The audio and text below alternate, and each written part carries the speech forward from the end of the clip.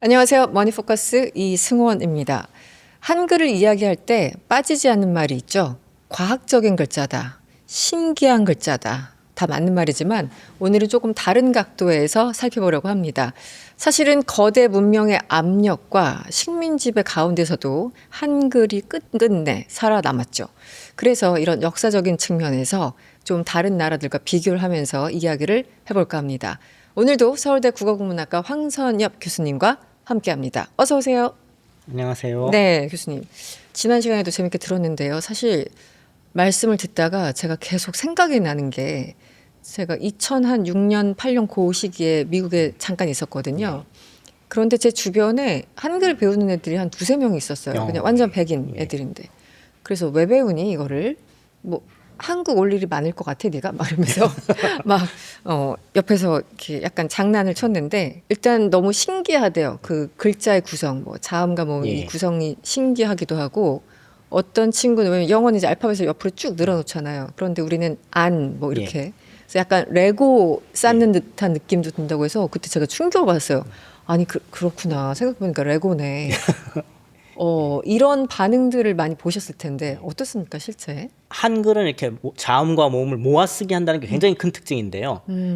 세종이 이런 시스템을 만들게 된 것은 아마도 한자를 염두에 둔 거라고 생각이 됩니다. 네. 한자 한 글자와 한글 한 글자가 대응을 시켜야 되는데 하늘 천할 천이란 글자 쓸 때 이걸 풀어 쓰게 되면 한자 하나에 대응시키기 어렵죠. 그렇죠. 그래서 음절 단위로 모아 쓴다는 개념은 아마 한자와 짝을 맞추기 위한 시스템이었을 거라고 추정이 됩니다. 그런데 그렇게 만들어진 시스템이지만 현대에 와서는 굉장히 어떤 효과를 나타나게 되면요. 네. 모았음으로써 가독성이 훨씬 좋아집니다. 아, 가독성. 네. 그러니까 풀어 썼을 때는 그걸 읽고 이해하는데 시간이 한참 걸리고 어렵거든요. 근데 모아 쓰게 되면 우리가 문자를 읽는다는 것은 하나하나를 눈으로 읽고 소리로 전환시킨 다음에 읽는 것이 아니라 그냥 눈으로 보는 순간에 의미를 캐치해냅니다. 네네. 그래서 근데 한글이 모아 쓰기 시스템 때문에 바로 닭 같은 경우가 그런데요. 리을 기억 쓸 때 이걸 우리가 소리로 닭 발음한 다음에 이해하는 것이 아니라 눈으로 보면서 금방 바로. 이해하죠. 네. 즉 한자와 비슷합니다. 아. 그러니까 한자도 소리를 바꾸고서 의미를 생각하는 것이 아니라 글자 모양을 보고 아 무슨 뜻이구나라고 알게 되는 거잖아요. 네. 즉 한글의 모아쓰기가 한글은 소리 문자임에도 불구하고 모아쓰기라는 특징 때문에 어떤 상형 문자 비슷한 효과를 낼 수 있게 되는 것이죠. 그리고 모아쓰기에 또 하나의 장점이 있는데요. 네. 저 뒤에 책들이 있는데 영어 책과 한국어 책의 책 등 제목이 뭐가 다른지 아세요? 뭐가 다르냐? 예, 영어는 라틴어 로마자로 쓰잖아요. 네. 로마자는 세로 쓰기 할 수 없습니다. 아, 그러네요. 모든 책이 가로 쓰기로 돼 있어요. 그렇군요. 네네. 그래서 어떤 경우는 제목이 작아서 이렇게 하고 봐야 됩니다. 맞아. 그런데 요새 나오는 한글 책들은 책 등을 세로 쓰게 해놓은 것들이 있긴 한데, 아니 가로 쓰게 해놓은 것들이 있긴 한데 한글은 가로 쓰기와 세로 쓰기 자유자재로 할 수 있죠. 그러네요. 모아 쓰기 편리하네요. 때문에 그렇습니다. 만약 한글을 모아 쓰지 않고 풀어 썼다면 네. 그 가로 쓰기와 세로 쓰기를 마음대로 조정할 수 없었을 거예요. 그래서 이렇게도 쓰고 저렇게도 쓰고 그러니까 외국인들 그 알파벳만 썼던 특히 이제 서양인들 눈에는 이 언어가 굉장히 좀 신기하고 이 재밌고 문자가 네네. 그러니까 굉장히 독특한 거죠. 알파벳과는 다른 시스템이어서 굉장히 그러니까요. 재밌고. 그래서 굉장히 열심히 배우더군요. 거기 학생들이 의외로 많아가지고 제가 깜짝 놀랐어요. 근데 벌써 뭐 그게 한 한글 15년 자체 전인데. 또 한국어 자체가 재밌어서 배우는 것도 있겠지만 요새는 네. 뭐 BTS 때문에 배우는 학생들도 많고요. 요즘은 정말. K-팝 때문에 배우는 학생들이 굉장히 많습니다. 네. 한글을 우리는 어렸을 때 이제 배우면 맨날 이제 틀렸던 게 씁니다, 읍니다 이런 거. 저희들 학교 다닐 때는 읍니다였다가 예. 나중에 사람들이 다 씁니다라 맨날 틀리니까 교수님 연식이 네, 드러나는데 맞아요. 어찌나 혼났던지 읍니다인데 왜 씁니다라고 쓰냐고. 그러니까 결국은 이제 사람들이 쓰는 거니까 많이 쓰는 대로 그냥 가자라고 하면서 조금씩 교정이 되는 거지 않습니까? 그런데 세종대왕님이 이 한글이라는 문자를 창제하실 때 모든 사람들이 수용 가능한 걸 만드신 거잖아요. 예. 아주 쉬운 예. 문자를 만들자. 예. 그래서 이 편의성, 뭐 쉬운 언어, 쉬운 문자 이렇게도 하지만 어떻게 보면은 살아남은 글자라고 표현하시는 분들도 있어요. 왜냐면 우리 이제 여러 가지 굴곡도 있었고 특히 이제 일제 시대 겪으면서 이 언어 또 문자에 대해서 여러 가지 제약이 있었기 때문에 이 살아남은 글자라는 관점에서 한글은 어떻게 좀 표현을 해주시겠어요? 그러니까 지금 질문도 이제 언어와 문자를 따로 답변을 드려야 되는데요. 그러니까 우리 말이 어떻게 살아남았는가 그리고 네. 또 우리 한글은 어떻게 살아남았는가에 네. 또 다른 문제가 되겠죠. 대표로 언어의 문제를 논하자면 한국어와 흔히 비견되는 언어 중에 하나가 만주어라는 것이 있습니다. 만주어. 예, 혹시 네. 들어보셨나요? 예, 만주족들이 쓰던 언어인데요. 네. 예, 만주족들이 예전에 여진족들이라고 부르는 민족들이에요. 근데 이 연유족들이 명나라 당시만 하더라도 북방의 만주 쪽에 흩어져 네. 살았거든요. 네네. 근데 이들이 명나라 후기쯤에 결속해서 금나라라는 나라를 세우고 그렇죠. 결국에는 중국을 정벌해서 청나라를 세우게 됩니다. 네. 그러니까 청이라는 대제국, 세계 대제국을 건설하게 되는데 그 청나라의 지배 민족이 만주족이었던 것이죠. 그래서 자금성에 가보시면은 네. 현판이 걸려 있는데 한자로 써 있고 만주어로 써 있습니다. 아. 만주 문자를 통해서 두 가지가 같이 걸려 있게 되는데요. 그만큼 이제 청나라의 지배 민족의 언어였던 것이죠. 네. 근데 문제는 지금 현재 중국에서 만주어를 구어로 쓰는 사람은 거의 없습니다. 만주족들은 있어요. 네. 소수민족으로. 네. 근데 그들은 다 한어를 씁니다. 중국어를 씁니다. 만주어는 사라졌어요. 그러니까 그렇게 세계 제국을 건설했던 그렇게 강대한 민족이 언어가 사라져버리고 한 거죠. 그런데 한국은 항상 끊임없이 외세의 침략에 시달리고 간신히 명명을 유지했다고 보는 분들도 많은데 지금까지 언어를 유지하고 있죠. 그렇죠. 그러니까 이 한국어의 생명력이라는 그런 데 논할 수 있고요. 그다음에 또 이제 한글의 생명력은 이제 아까 말씀드렸듯이 연산군 때 탄압을 받기도 했고 네. 또 국가의 공식 문자로 인정받지 못하고 그럼에도 불구하고 뭐 한글 편지라든지 한글 소설이라든지 쭉 써오다가 갑오경장 때 비로소 공식적인 문자로 채택이 되고 또 일제하 35년을 거치면서 네. 굉장히 사라질 위기에 처했었지만 그 속에서도 살아남았죠. 네. 네. 즉 언어와 문자 모두 마찬가지긴 한데요. 네. 네. 물론 언어가 살아남았으니까 문자도 살아남을 수 있었다고 볼 그렇죠. 수는 있겠죠. 네네. 과거 좀 주변국하고 비교를 해야 되는데 사실은 중국의 한자와 이걸 이렇게 떼어놓고 생각할 수 없잖아요. 그 언어라는 게 역사도 있고 서로 영향받은 것도 있고 실제 우리 뭐 한자를 쓰는 것도 지금도 여전히 많고요. 이야기를 풀어가기 위해서는 한자 이야기를 좀 해야 될 것 같은데 중국의 한자를 그냥 하나의 어떤 문자로 본다기보다 하나의 문명이라고 표현할 수도 있을 테고요. 과거 이 한반도 사람들한테 한자가 미치는 영향이라고 할까요? 위상이라고 할까요? 이 어떤 것들을 좀 꼽을 수 있을까요? 문화나 문명할 때 우리 그럴 문자를 쓰거든요. 네. 그러니까 문화나 문명은 뭘 전제로 할 문자를 전제로 합니다. 그래서 고대의 4대 문명이라는 것들이 네. 전부 다 뭐냐면 문자를 만들어낸 지역들이에요. 물론 농업 생산이라든지 다른 문화라든지 정치사적인 문명사적인 논할 수 있겠지만 언어학자의 입장에서는 문자를 중심으로 논할 수 있다고 생각하는데요. 즉 문명이 탄생한 곳은 문자가 탄생한 지역이다. 그렇죠. 예. 네네. 일부에서 말씀드렸듯이, 그러니까 전 세계의 모든 인류는 사람들은 언어를 가지고 있지만 문자는 가지고 있지 않거든요.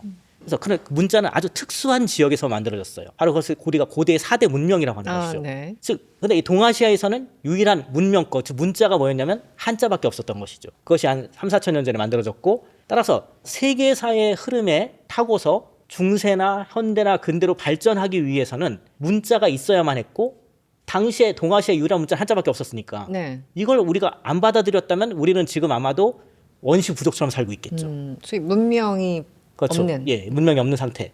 즉, 그러니까 한자를 우리가 민족이 수용했던 것은 단순한 문자의 수용만이 아니라 네. 문화의 수용이었고 세계사적인 흐름을 타는 물결이었다라고 볼 수 있습니다. 네. 사실 언어를 뭐 쓰거나 말하거나 이런 것 자체는 문명, 문화 자체가 같이 들어오는 거니까. 네. 가령 영국이나 프랑스도 마찬가지인데요. 중세 시절에는 라틴어를 사용했고 문자도 로마 문자, 알파벳을 썼던 것이죠. 그러다가 이제 근대가 되면서 언어는 라틴어를 버리고 자기네 언어를 썼지만 문자는 여전히 로마 민족의 문자를 빌려서 쓰고 있습니다. 지금도. 네, 네. 그러니까 우리가 한글이 창제되기 이전에 네. 한자를 빌렸었던 것이 네. 결코 창피한 일이거나 또는 뭐 우리가 부족해서라기보다는 네. 모든 세계가 그랬다라고 보시면 돼요. 중세 이전의 사회에는. 그러네요. 예. 그게 뭐 남의 거 빌려 써서 이런 개념이 아니라 예. 당시에는 그게 하나의 그냥 세계사의 흐름이었으니까. 흐름이었으니까. 중국어와 한국어는 본질적으로 다르잖아요, 예. 교수님. 근데 이제 당시 사람들이 한자로 우리말을 표현하려고 할 때 예. 어떤 부분에서 가장 좀 어려웠을까요? 뭐 감정 표현 뭐 이런 것들 어떻게 할까요? 재밌는 기록이 있는데요. 네. 그 정조 임금이 네. 신하에게 편지를 써송을 했습니다. 심환지라는 네. 신하에게 임금이니까 당연히 사대부에게 보낼 때 한문으로 썼겠죠. 근데 한문을 써다가 어느 부분에 한글을 썼어요. 뭐냐 뒤죽박죽이었습니다. 섞어서 썼어요? 예. 그러니까 한문으로 막 쓰다가 네. 내 지금 마음이 뒤죽박죽이다 할 때 뒤죽박죽 한글로 그냥 써버렸습니다. 왜냐면 그 문자가 가장 적확하게 마음을 그렇죠. 표현할 수 있어서. 이거를 한자로 어떻게 표현할 방법이 없는 거예요. 뒤죽박죽이란 말을. 뒤집박죽으로네요. 예. 희끄물의 해 뭐 약간 예, 이런 그런 거죠. 것처럼. 그러니까 말을 문자로 적을 때 한자로 빌려서 적는 데는 그런 한계들이 분명히 존재했던 것입니다. 그러니까 뭐 하나 예를 들었을 뿐이고 네. 뭐 엄청나게 많았겠죠. 그렇겠네요. 예. 네. 가령 신라 시대에는 노래는 우리말로 할 수밖에 없었거든요. 근데 그 노래를 적어두고 싶은 거예요. 한자를 빌려서 적죠. 그것이 바로 향찰이라는 건데요. 네. 그래서 다만 지금 향가라는 노래들입니다. 근데 지금 해독이 너무 어려워요. 그러네요. 왜 그러면 이걸 한자로 어떻게 쓸 것이고 고민하다 나름대로 썼는데 후대에 봐서는 이걸 이렇게 읽어야 돼 저렇게 읽어야 돼 모르게 되는 거예요. 네. 그러니까 의사소통이라는 측면에서는 실패할 수밖에 없었던 것이죠. 그러니까 한자로 가지고서는 우리말을 제대로 적을 수도 없고 적어놨다고 해도 제대로 이해할 수도 없고. 나중에 어떤 기록으로서의 가치가 좀 많이 상실되네요. 그렇죠. 후대 100년이 지나도 읽을 수 있어야 되는 건데 의미를 파악할 수 있어야 하는 건데 그러면 계속 우리는 그러니까 세종대왕님이 이 문자를 한글을 만들기 전에는 그냥 한자 처음부터 그냥 끝까지 한자였던 건가요? 그 일본은 어떤 식으로 차용을 한 거죠? 아까 말씀드렸듯이 한자를 가지고 우리말을 적는데 처음에는 어떤 한문이라고 해서 한자와 한문은 다른데요. 그러니까 한자는 하나하나의 글자를 얘기한다면 한문은 그 한자를 가지고 적는 고전 옛날 중국어 문법에 따라 적는 문장을 말합니다. 그러니까 옛날 중국 사람들은 한문으로 기록을 했던 것이죠. 한문은 언어의 개념이라고 이해하시면 돼요. 그리고 한자는 글자의 개념이라고 이해하시면 되는데 그러니까 한자를 빌려서 한문을 적는다라고 할 수 있어요. 그러니까 초기에 한국 사람들은 그 한문을 그대로 수용해서 우리말을 중국어로 번역한 다음에 한문으로 기록을 했어요. 그게 뭐냐 광기토대왕비 같은 것들이 왔습니다. 근데 처음엔 그렇게 적다가 우리말을 좀 그래도 그대로 적어보고 싶은 욕망들이 생겨나요. 그래서 그러니까 한국어를 한자를 빌려서 한국어답게 적는 새로운 방식들이 만들어지게 되는데 그걸 바로 이두라고 합니다. 그리고 그 이두를 아주 최대한 발전시킨 게 뭐냐면 향찰이라는 것이죠. 그러니까 이두는 한자를 빌려서 우리말을 적되 흉내만 내서 비슷하게만 적는 거예요. 근데 가능한 한 우리말 그대로를 적고자 만들어낸 그러니까 이두를 좀 더 발전시킨 체계가 향찰이라고 할 수 있습니다. 근데 문제는 그런 이두나 향찰은 어려웠고 역시 우리말을 제대로 적는 데는 실패했다라는 것입니다. 일본이 택했던 방식은 어땠나요? 제가 놓쳤네요. 일본은 대신에 그러니까 우리가 개발한 이두나 향찰에서도 가령 조사 나는 너를 할 때 을 같은 거 있지 않습니까? 밥을 할 때 을이라는 조사를 어떻게 쓰면 세 을자가 있거든요. 그럼 한자에 세 을자를 써서 쓰면 을이라고 읽으면 됩니다. 이런 식으로 이제 한자의 음을 빌려서 적는 방식을 한국도 개발했는데요. 일본이 바로 이런 방식을 개발해냅니다. 그래서 한자를 가져와서 그 한자의 뜻은 버리고 발음만을 취하는 거예요. 혹시 일본어 공부하시는 분들은 아실 텐데 히라가나의 아자가 있거든요. 히라가나의 아자를 편안한 안자를 변형시킨 겁니다. 히라가나 아자를 아시는 분이면 편안한 안자를 모양이 비슷하다는 걸 이해하셨어요. 더 쉬운 글자는 이자입니다. 써이자를 이렇게 씁니다. 아이우에오 할 때 그 히라가나 또 가타가나도 마찬가지인데요. 그러니까 가나라는 거 뭐냐 한자를 가져와서 그 한자의 뜻은 버리고 발음만을 취해서 만든 문자라고 이해하시면 됩니다. 그러니까 어떤 독창성은 없는 거죠, 사실. 흉내내서 만든 문자인데, 근데 우리의 이두나 향찰 또는 구결도 이런 방식이었습니다. 그러니까 한자를 가져와서 그냥 아까 세 글자를 가져와서 목적격 조사 을을 쓰는데 표기하는 그런 방식인 거죠. 근데 그래서 양국 간의 경쟁 관계가 생겼어요. 누가 먼저 이런 방식을 만들었냐?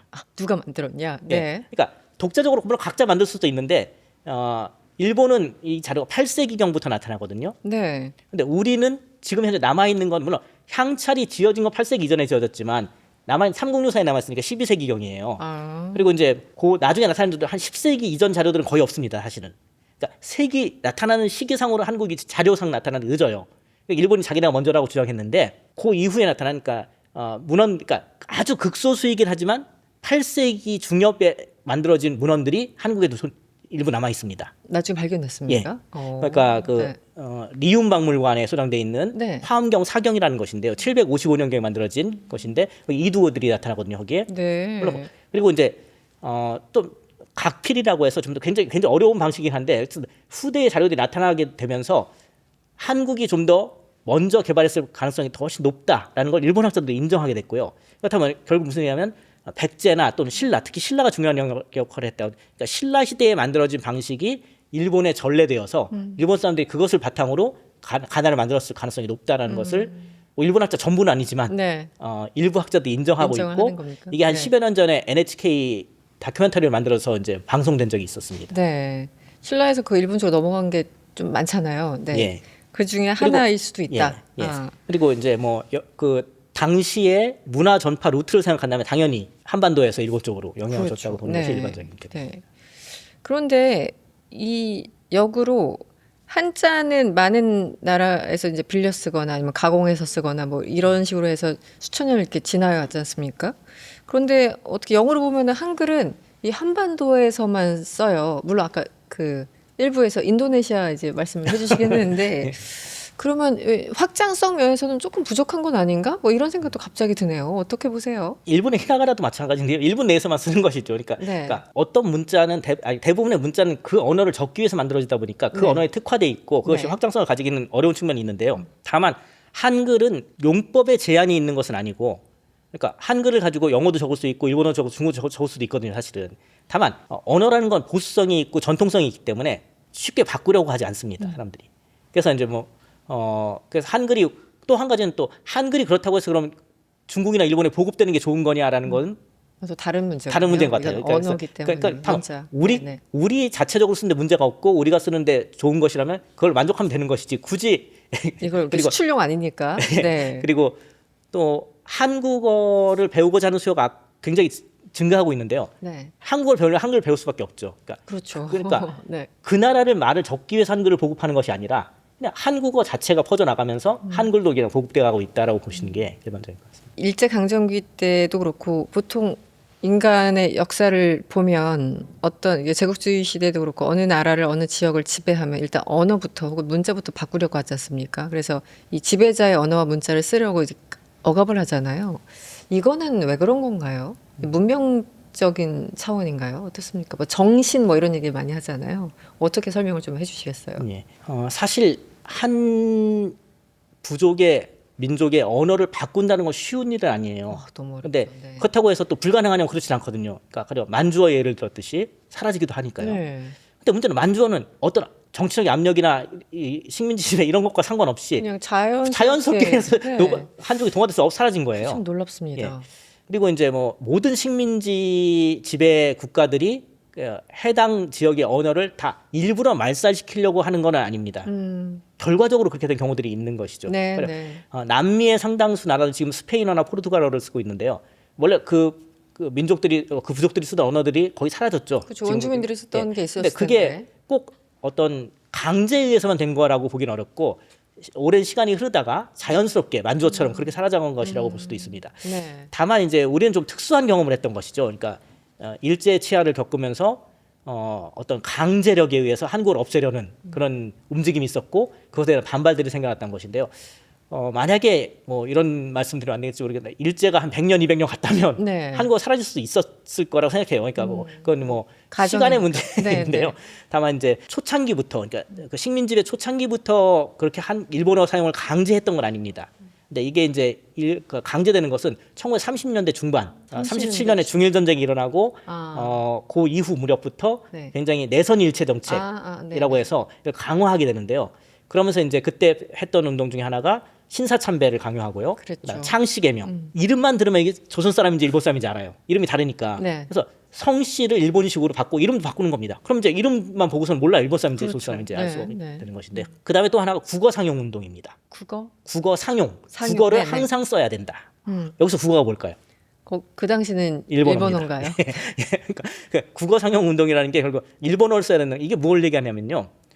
일제 시대에 가끔 학교에서는 일본에서 만든 관제 학교들이 있었어요. 네. 경기중학이라든지 이런 것들이죠. 근데 여기서는 이제 일본어를 썼는데 그거 말고 여러 민족 학교들이 존재했거든요. 네. 근데 이런 데서는 일본어 수업도 하지만 한국어 수업도 했던 것이죠. 그런데 38년 이후로 가면서 어떻게 되냐면 한국어 수업을 철폐시킵니다. 모든 학교에서.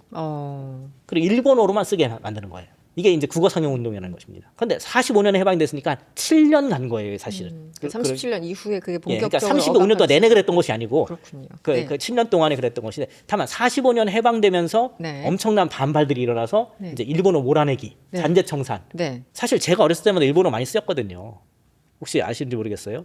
이쑤시개를 요지라고 하고요. 양파를 담아내기라고 하고요. 네, 맞아요. 전구를 담아라고 하고요. 이런 용어들이 다 쓰였거든요, 사실. 네. 근데 그게 이제 해방 이후 한 서서히 20년, 30년 후의 상황인데 지금 한 5, 60년 지나면서 초기에는 굉장히 많았던 거죠. 45년 당시에는 엄청나게 많은 단어도 있었는데 그런 일본어식 표현이라든지 잔재가 거의 청산이 됐습니다. 지금에 와서는. 그러네. 예전에 지금 돌아가셨지만 우리 저 할머니나 할아버지 1900년대 초반에 태어나신 분들은 저 어렸을 때 그런 단어를 참 많이 썼던 것 같아요. 그래서 저는 그게 이게 한글인지 뭐 일본어인지 너무 어리니까. 그런데 어느 순간 보니까 그 단어들이 싹 사라지고 요즘은 이제 영어를 워낙 많이 쓰기도 하지만 그 또 하나 변화군요. 네.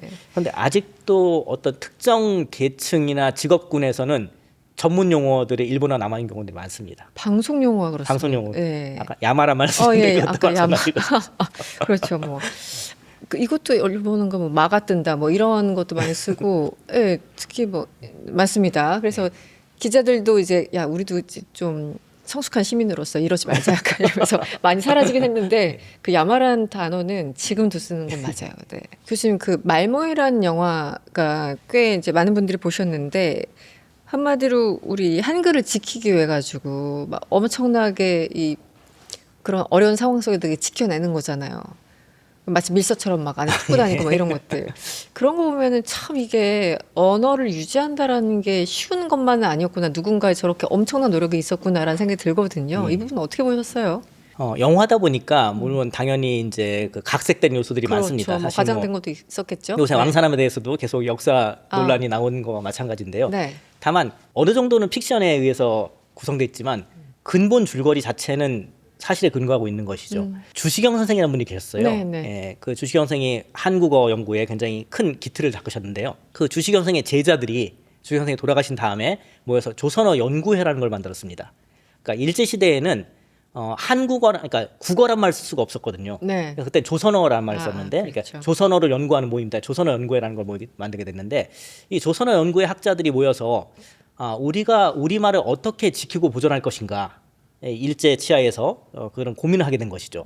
그래서 이분들이 뭘 하기는 사전을 만들어야 되겠다. 예, 사전이라는 건 말의 집입니다. 그렇죠. 그렇죠. 그러니까 사라져가는 우리말을 보존하고 저장할 수 있는 집을 만들어줘야 되겠다. 네. 사전을 만들자라고 합니다. 물론 한국어 사전을 만들고자 하는 노력은 사실 주시경 선생이 먼저 시작했는데 결실을 오지 못했고 그 주시경 선생의 뜻을 이어받아서 그 조선어 연구에서 이제 그 한국어 사전 편찬에 들어가게 되는 것이죠. 네.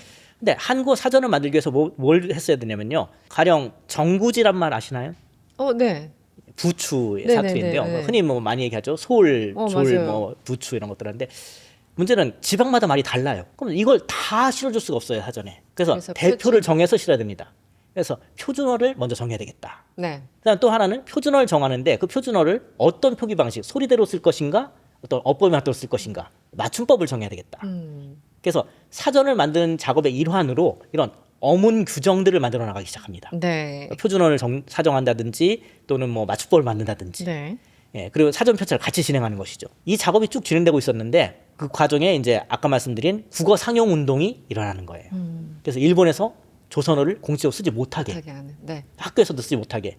그렇지만 이분들은 몰래 작업을 계속 했던 거죠. 하고 있었는데 함흥에서 사건이 발생합니다. 여러 가지 설이 있는데 제일 널리 알려진 설 중에 하나가 어떤 여학생이 네. 기차를 타고 이렇게 통학을 했던 모양이에요. 근데 기차칸에 가방을 놓고 내렸대요.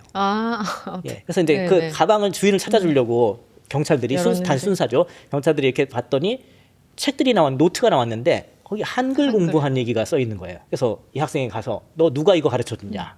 했더니 이제 함흥의 영생학원이라는 학교였는데 거기 어떤 선생님이 가르쳐줬다.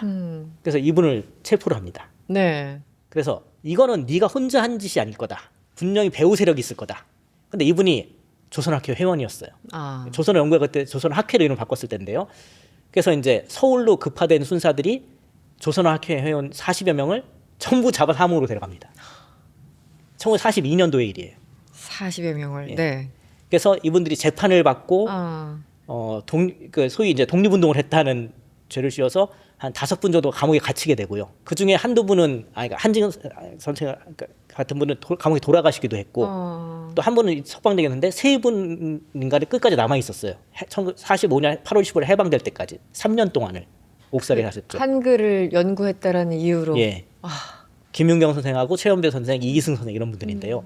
그러니까 이분들이 8월 15일 날 해방이 되고 8월 16일인가 17일 날 석방이 돼서 나왔다고 해요. 이것이 이제 유명한 조선어 학회 사건이라는 것인데요. 그러니까 결국 사전 만들다가 옥고를 치르시고 네. 잡혀가신 셈이죠. 근데 이런 분들의 노력이 없었다면 한글이나 네. 또는 우리말이 네. 보존되고 자리를 잡는 데 어려움을 겪었겠죠. 그래서 네. 이런 분들의 노력이 있었기 때문에 지금의 우리가 있을 수 있다라고 이해할 수 있습니다. 그러니까 교수님도 지나가면서 하신 말씀이긴 한데 어쨌든 이렇게 어렵게 지켜낸 이 문자 한글을 이제 외국 사람들도 와가지고 막 공부하고 우리 BTS와 대화를 한번 하겠다고 엄청나게 공부를 하고 이제 이런 언어로까지 성숙한 거지 않습니까? 진화한 거이시기도 하고 사실은 우리 그냥 저도 이렇게 외래어를 섞어 쓰고 이럴 때마다 약간 내가 뭐 이렇게 죄를 짓는 건 아닌가 막 이런 생각도 드는데 어떻게 보세요? 이게 항상 그렇잖아요. 어른들은 젊은 세대를 바라보면서 요즘 것들은 말이야 뭐 한글을 뭐 저렇게 쓰고 뭐 이게 욕하시잖아요. 근데 똑같은 것 같아요. 부모님은 우리를 욕하고 우린 또 밑에 세대를 욕하고 뭐 이런 것들 뭔가 이렇게 순환하는 듯한 언어학자로서 국문학자로서 이거는 어떻게 이해하고 계세요? 영어 단어의 상당수는 원래 게르만어로부터 비롯된 것이 아니고 뭐 라틴어라든지 다른 언어들이 수용된 것입니다. 네. 특히 의학 용어라든지 전문 용어로 갈수록 더 심해지죠. 한국어도 마찬가지예요. 아까 한자의 도입이 세계사의 흐름에 편입한 것이고 한국의 오늘날 문명을 건설하는 데 이바지했다는 말씀을 드렸는데 네. 문자만 들어오는 것이 아니라 언어도 같이 들어옵니다. 그래서 한국어 단어의 상당수가 한자어로 돼 있죠. 네, 네. 이 한자어도 다 외래어예요, 사실. 그렇죠. 그리고 해방 이후에는 이제 영어 단어들이 엄청나게 들어오고 있고요. 물론 우리말로 표현할 수 있음에도 불구하고 굳이 외래어를 너무 많이 쓰는 것은 문제지만 그렇다고 외래어는 무조건 배격하고 우리말만 써야 된다는 것도 문제예요. 그러니까 오히려 외래어를 잘 받아들여서 그것을 네. 발전시키고 우리말로 만드는 것이 그것이 한국의 진정한 발전이라고 할 수 있죠. 그리고 실제로 역사가 그렇게 진행돼 왔고 한국어는 그렇게 살아남았습니다. 그리고 그것이 진짜 진정한 한국어죠. 네. 수천 년부터 쓰던 말만 가지고는 지금 현대생 언어 생활 할 수 없어요, 우리는. 그렇죠. 지금 뭐 그 조선시대 쓰던 말을 다시 할 것도 아니고 그냥 시대의 흐름 맞게 그것을 응용해서 쓰면은 그것도 하나의 어떤 진화하는 방식일 것이다. 예. 라고 다만 얘기하시는군요. 너무 많이 써서 뭐 영어가 잠식해서 한국어 사라진다 이러면 안 될 거잖아요. 그러니까 그 적당한 수준을 지켜나가야 되는데 그건 아마 사회에서 그런 의식들을 가지고 있고 네네. 여러분들이 이미 다 고민하고 있는 문제라서 자연스럽게 해결되는 문제라. 스스로 정화할 수 있는 문제고 그렇게 진화해 왔다. 예. 알겠습니다. 좀 시간이 돼서 마무리 좀 해야 될 것 같은데 어쨌든 이 언어의 생명력이 상당하고 한글의 생명이 상당하고 이 중국 한자라는 거에 엄청난 문명 그 시간의 압력이라는 것도 있지 않습니까? 그것도 또 있죠. 우리는 또 일제시대라는 특수한 시기를 거쳐오면서 한글을 쓰지 못하게 했던 그런 시기도 있죠. 그런데 지금 어쨌든 살아남았습니다. 이 한글의 생존력에 대해서 마지막으로 좀 말씀을 해주시죠. 우리 민족이 사라지지 않는 한 한국어는 사라지지 않을 거라고 생각하고요. 네. 한국어가 존재하는 한 한글도 그 생명력을 유지하겠죠. 다만 한국어가 어떤 방향으로 나아가야 되고 그것을 한글이 어떻게 담아낼 것인가에 대해서는 우리가 항상 고민해야 될 문제고 지금까지 오늘 배운 내용 또는 학습하신 네. 내용을 통해서 네. 그 방향을 여러분들 스스로가 찾을 수 있지 않을까 이렇게 생각을 해봅니다. 알겠습니다. 네, 오늘은 한글이 어떻게 살아남았는지 그 긴 시간을 따라가 봤습니다. 중국 문명권 안에서도 또 일제의 억압 속에서도 끝내 사라지지 않고 살아남은 한국어 그리고 한글의 이야기였습니다. 오늘 황성혁 교수님과 함께했습니다. 오늘 말씀 고맙습니다. 예, 고맙습니다.